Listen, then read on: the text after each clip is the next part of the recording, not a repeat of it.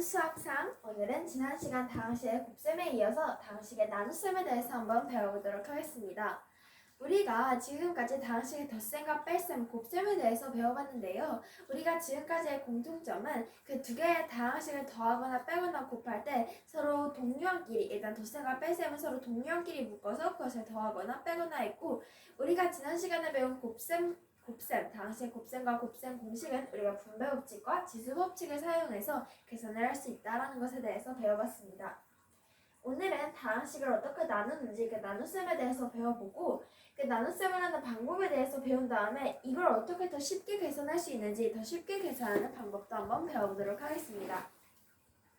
자, 먼저 다항식의 나눗셈은 크게 이렇게 두 가지로 나눌 수 있습니다. 첫 번째는 다항식 나누기 단항식입니다. 그러면 단항식은 단 한 개의 항으로 이루어진 식이기 때문에 다항식인 a 플러스 b를 m으로 나눈다고 할 때, 그럼 우리는 나누기는 곱하기로 바꿔서 계산을 할 수 있죠. 그러면 a 플러스 b 곱하기 n분의 1, 그러면 n분의 a 플러스 n분의 b 이렇게 계산을 할 수 있습니다. 단 여기서 부모인 m은 0이면 안 되겠죠. 이게 첫 번째 방법이고, 두 번째는 다항식 나누기 다항식입니다. 그러니까 다항식 나누기 다항식은 그냥 이러한 식이라는 것을 알 수 있죠. 이러한 식의 나눗셈이라는 걸 알 수 있는데, 이때 우리는 자연수의 나눗셈과 같은 방법으로 합니다. 지금 우리가 딱 이걸 봐도 우리가 140도 나누기 12를 하는 그 꼴과 같은데 그냥 거기에 다항식 두 개가 들어가 있는 것이죠. 그럼 일단 예를 들어서 첫 번째 다항식 나누기 단항식 먼저 한번 계산해 보도록 하겠습니다. 이러한 식 같은 경우는 아까 전에 배웠듯이 곱하기 2x분의 1을 하면은 이게 나누기 2x가 이렇게 분모에 깔리게 되니까 2x분의 4x 세제곱 마이너스 2x분의 마이너스 2x제곱 그리고 2x분의 6x를 이렇게 각각 나눠서 그 답을 써주면 되는데요. 우리가 일단은 첫 번째 2x분의 4x 세제곱은 x 하나에 x 있으니까 x제곱이 남고 2분의 4는 2니까 2x제곱이 되겠고, 그리고 여기는 일단 마이너스가 있고 2 약분되고 x 약분되니까 x 하나 남죠. 일단 여기 두 개가 남고 이렇게 될까. 그 다음에 마지막 2x분의 6x, xx 약분되고 2, 6, 3 해서 플러스 3이 된다는 것을 알 수 있습니다.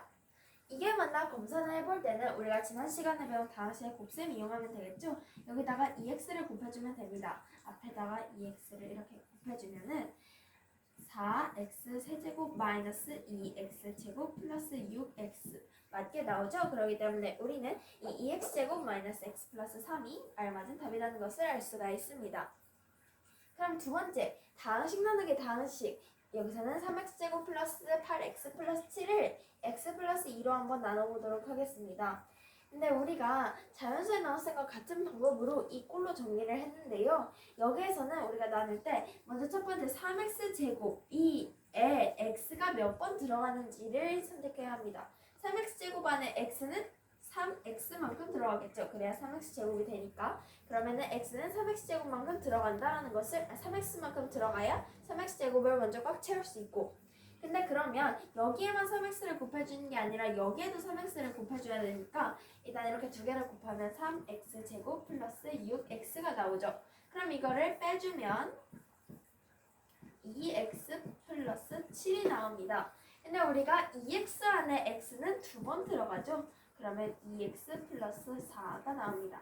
역시 빼주면 3이 남는다는 것을 알 수 있는데, 이때 그러면 우리는 이제 이 3이 x 플러스 2로 나눠질 수 없죠. 그렇기 때문에 우리는 이 식의 몫이 3x 플러스 2 그리고 나머지가 3이라는 것을 알 수 있습니다.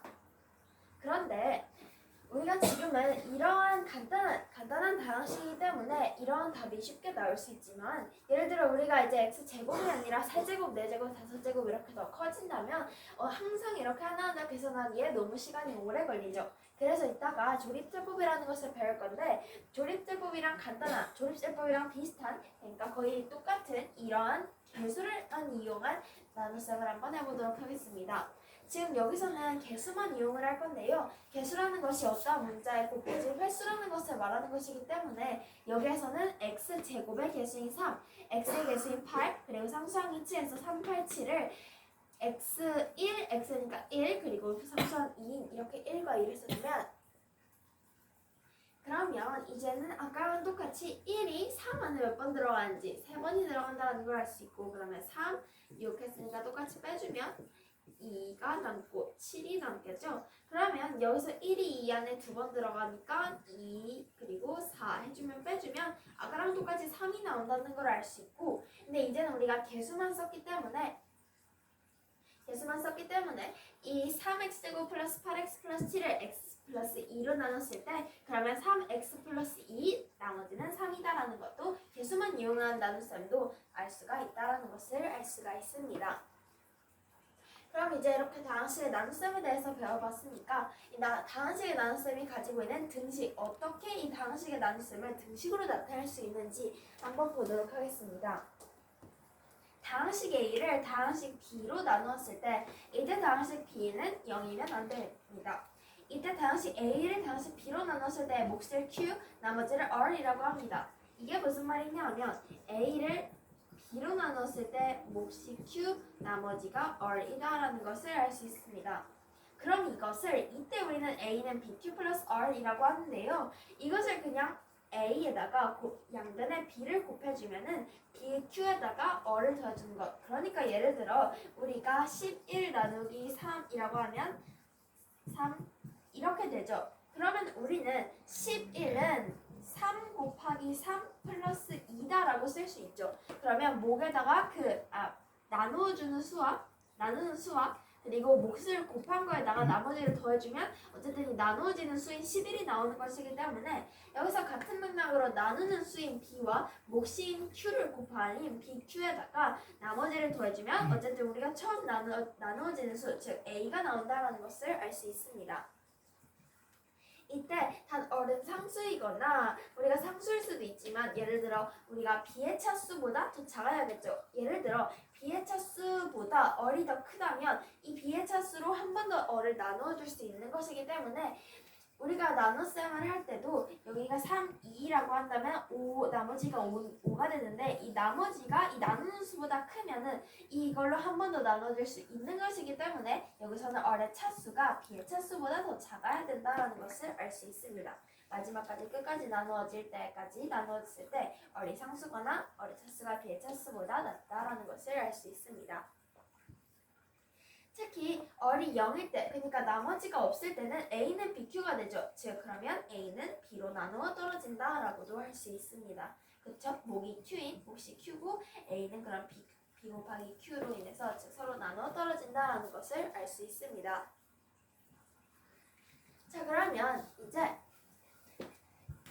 다항식의 나눗셈에 대해서 배워봤는데 우리가 방금 전에 몫을 Q, 나머지를 R이라고 했죠. 이때 여기서 Q는 여기서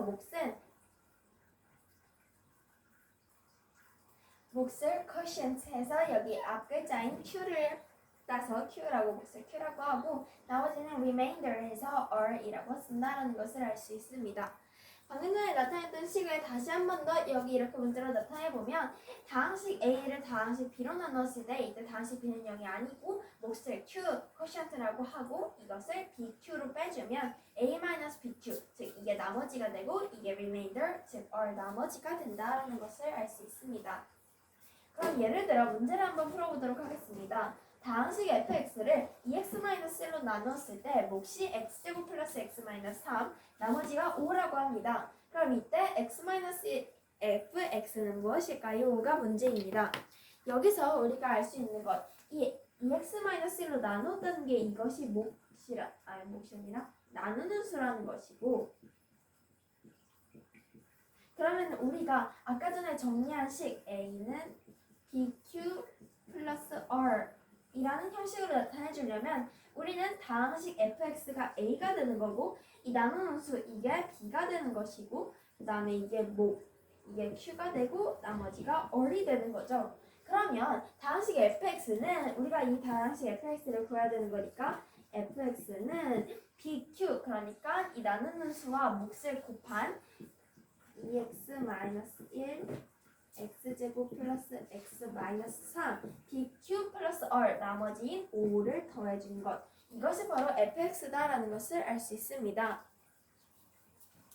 그럼 fx는 2x-1 x제곱 플러스 x-3 플러스 5가 fx라는 걸 알 수 있는데요. 이것을 전개해서 우리는 2x 세제곱 플러스 2x제곱 마이너스 6x 마이너스 x제곱 마이너스 x 플러스 3 플러스 5 즉 2x 세제곱 플러스 x제곱 마이너스 7x 플러스 8 이 답이다라는 것을 알 수 있습니다. 즉 이것이 fx가 된다라는 것을 알 수 있습니다.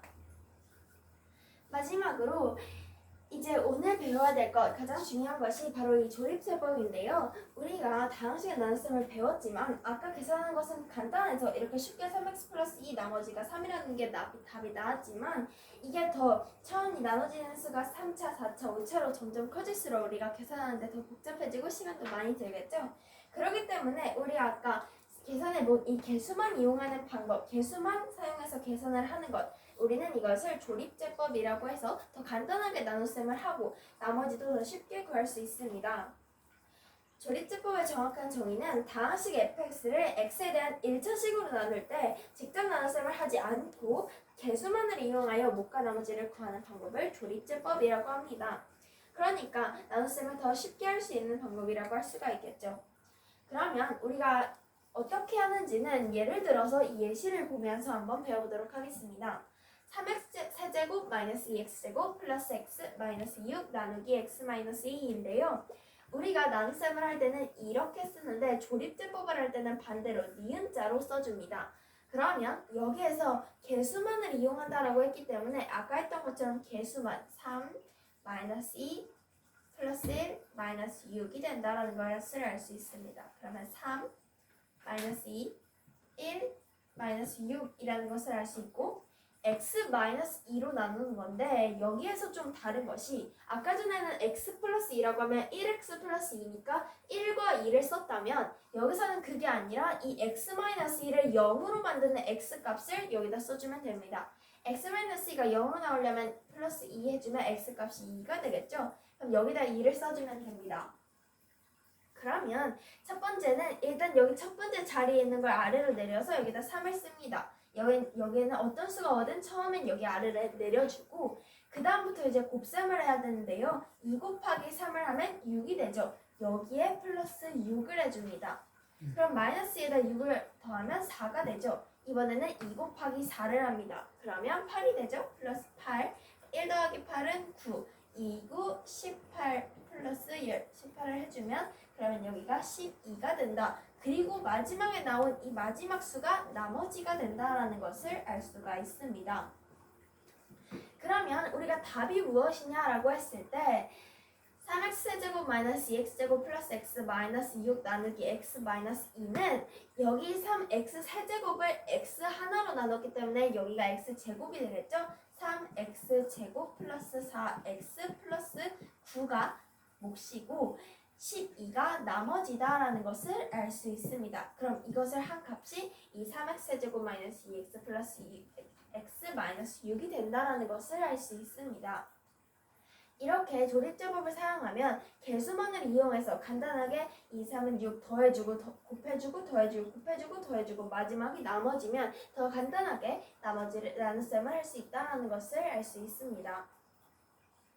그런데 여기에서는 지금 3차, 2차, 1차 상수항이 이렇게 순서대로 나왔는데 만약에 이 x가 없다면 우리는 여기가 없기 때문에 그냥 바로 마이너스 6을 써주면 맞지 않는 답이 나옵니다. 그렇기 때문에 여기에 만약에 1차가 없으면 0으로 놓고 그 자리를 비워놔야 된다는 것을 알 수 있습니다.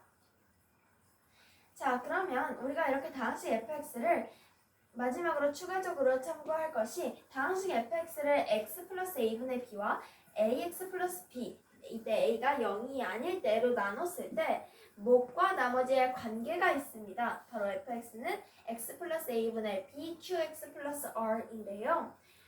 왜냐하면 우리가 ax 플러스 b에다가 a분의 1을 한 값이 ax 플러스 a분의 b죠. 그러니까 이렇게 서로 이것만 보면 ax 플러스 b 곱하기 a분의 1 하면 약분돼서 x 그리고 이렇게 하면은 a분의 b가 되기 때문에 x 플러스 a분의 b가 즉 ax 플러스 b 곱하기 a분의 1입니다. 그렇기 때문에 이걸로 나눴을 때 이렇게 이런 식으로 써도 되고 아니면은 ax 플러스 b에다가 a분의 1을 곱한 것에다가 몫을 곱하고 나머지를 더해주면 어쨌든 서로 같은 값이 나온다. 이것도 참고적으로 알 수가 있습니다.